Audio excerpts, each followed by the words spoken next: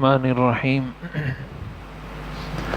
قال النبی صلی اللہ علیہ وسلم اخوانکم خولکم جعلہم اللہ تحت ایدیکم فمن کان اخوہ تحت یدہ فلیطعمہ مما یأکل ولیلبسہ مما یلبس ولا تکلفوہم بما یغلبہم فإن کلفتموہم فأعینوہم۔ حضرت معرور بن سوید فرماتے ہیں کہ میری ربضہ نامی مقام پر حضرت ابو ذر رضی اللہ تعالی عنہ سے ملاقات ہوئی اور انہوں نے ایک مخصوص قسم کا لباس پہنا ہوا تھا۔ ان کے ساتھ ان کے غلام تھے۔ جو لباس حضرت ابو ذر رضی اللہ عنہ نے پہنا ہوا تھا وہی لباس ان کے غلام نے بھی پہنا ہوا تھا، یعنی بالکل ایک ہی جیسا کپڑا، ایک ہی جیسا اس کا ڈیزائن، ایک ہی جیسا لباس حضرت ابو ذر نے بھی پہنا ہوا تھا اور ان کے غلام نے بھی پہنا ہوا تھا۔ اس پر یہ فرماتے ہیں میں نے ان سے پوچھا کہ یہ آپ کے غلام ہیں، آپ کا لباس اور ان کا لباس بالکل ایک جیسا ہے۔ اس پر حضرت ابو ذر نے فرمایا کہ میری ایک دفعہ کسی سے کوئی لڑائی ہوئی تھی حضور علیہ الصلاۃ والسلام کی حیات طیبہ میں، اور میں نے اس کو اس کی ماں کا طعنہ دیا تھا، یعنی مثلاً اس کو یہ کہہ دیا ہوگا کہ تمہاری ماں عجمی ہے یا تمہاری ماں حبشی ہے، کوئی اس طرح کا جملہ جو میں نے اس کی ماں کے بارے میں کہہ دیا۔ وہ اس شخص گئے اور حضور علیہ الصلاۃ والسلام کو میری شکایت لگائی کہ حضرت ابو ذر نے مجھے یہ کہا ہے۔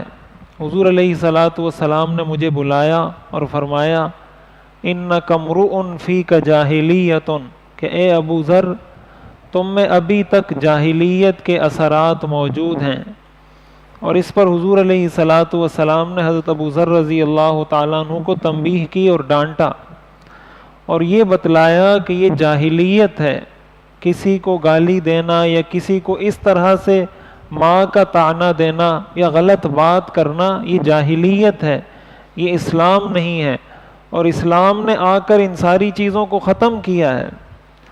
اور پھر اس کے بعد حضور علیہ الصلاۃ والسلام نے ارشاد فرمایا اخوانکم خولکم، یہ جو تمہارے خادم ہیں یہ تمہارے بھائی ہیں، جعلہم اللہ تحت ایدیکم، اللہ نے ان کو تمہارے ماتحت کیا ہے، لہذا فمن کان اخوہ تحت یدہ، جس کے ماتحت کوئی شخص ہو اس کو چاہیے کہ جو خود کھاتا ہے وہی اس کو کھلائے، جو خود پہنتا ہے وہی اپنے ماتحت شخص کو پہنائے، اور کبھی بھی اپنے ماتحت لوگوں کو ایسے کام کا مت کہو، ان پر ایسے کام کی ذمہ داری مت ڈالو جو وہ ادا نہ کر سکتے ہوں، جو ان پر بوجھ بن جائے، ان کی استطاعت سے زیادہ ہو۔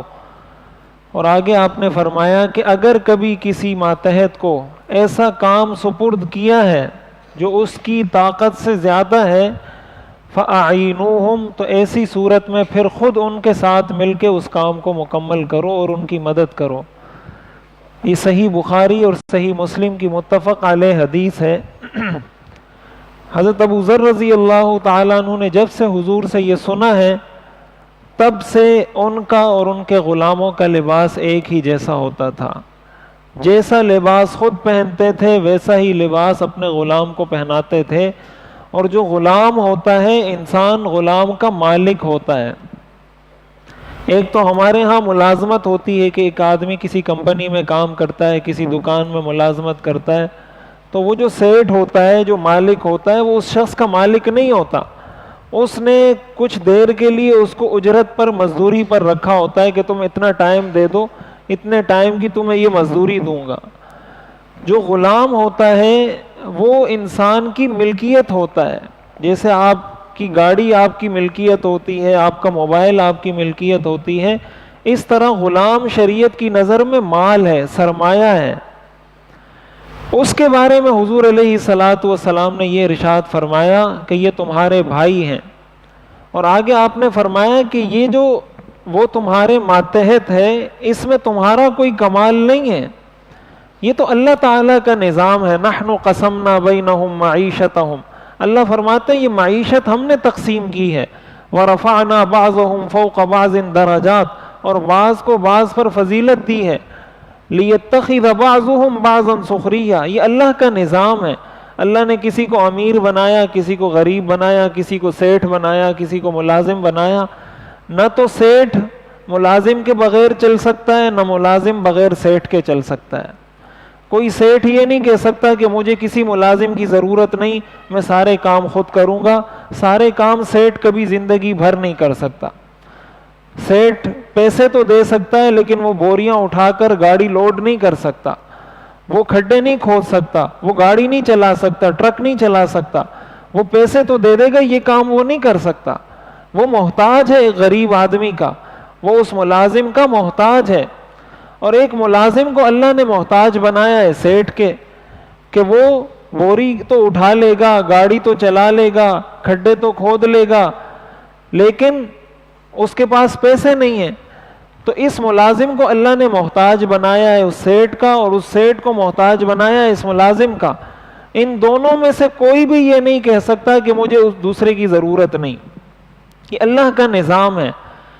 اس لیے حضور نے یہ فرمایا کہ یہ تمہارے بھائی ہیں، اور یہ جو تمہارے ماتحت ہیں اس میں تمہارا کمال نہیں ہے، یہ اللہ نے بنایا ہے. لہٰذا جب اللہ نے ان کو تمہارے ماتحت کیا ہے، پھر اس کا تقاضا یہ ہے کہ جو خود کھاؤ وہ ان کو کھلاؤ.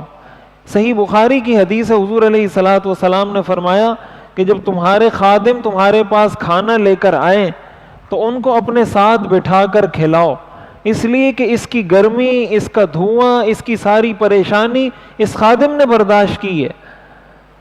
اور کھانا تم کھا رہے ہو، جب تم کھاؤ تو پھر اس کو بٹھا کے کھلاؤ.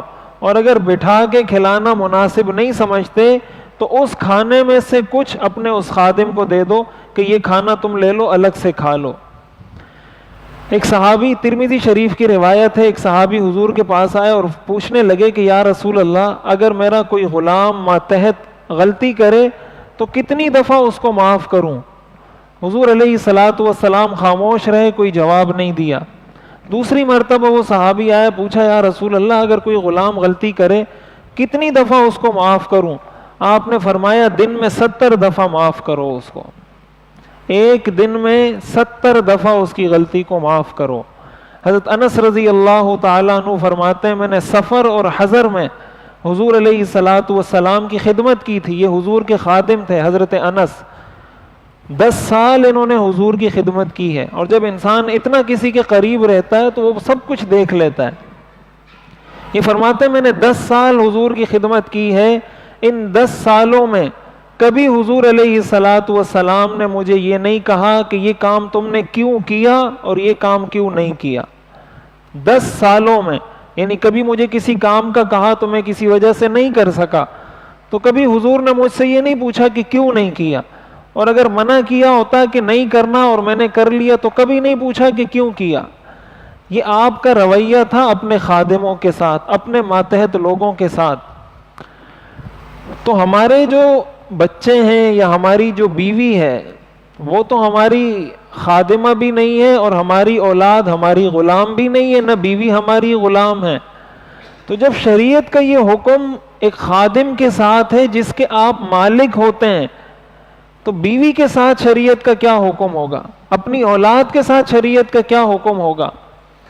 ہمیں اپنی گھر کی زندگی میں بھی، حدیث شریف میں آتا ہے حضور علیہ الصلاۃ والسلام نے ایک مرتبہ صدقے کی ترغیب دی. تو ایک صحابی نے عرض کیا کہ میرے پاس 1 دینار ہے.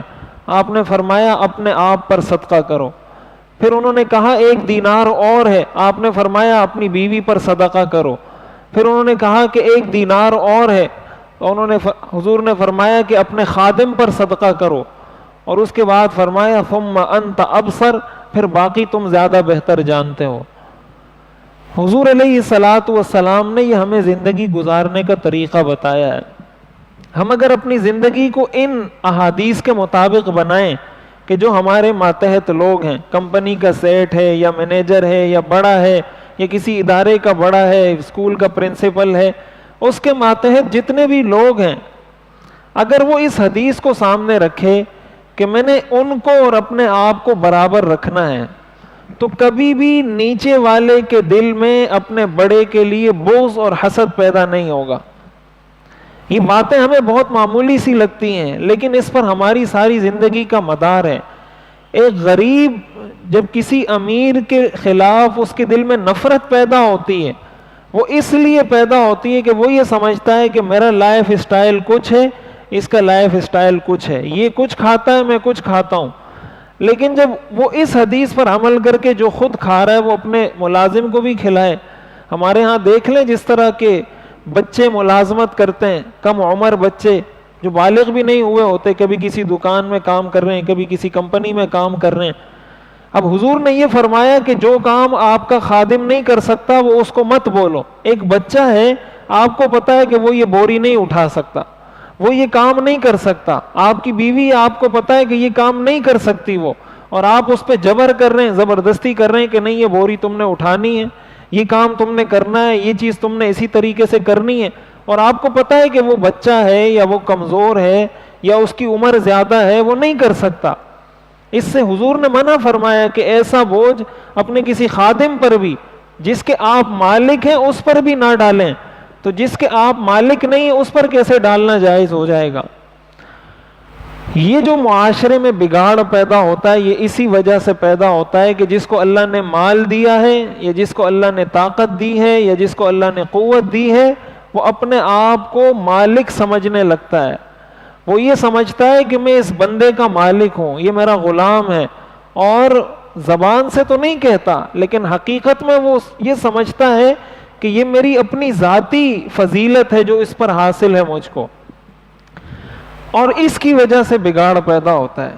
پھر چھوٹا بڑے سے نفرت کرتا ہے، بڑا چھوٹے سے نفرت کرتا ہے، خادم اپنے سیٹ سے نفرت کرتا ہے، سیٹ اپنے ملازم سے نفرت کرتا ہے۔ اور آپ آج بھی آپ کسی کمپنی میں جائیں، دو کمپنیوں کا آپ وزٹ کریں، ایک کمپنی وہ ہو جہاں کمپنی کا سیٹ اپنے ملازموں کا خیال رکھتا ہو، تو آپ دیکھیں گے کہ وہ کمپنی ترقی بھی کرے گی اور اس کمپنی کے ملازمین اپنے سیٹ کی تعریفیں بھی کریں گے۔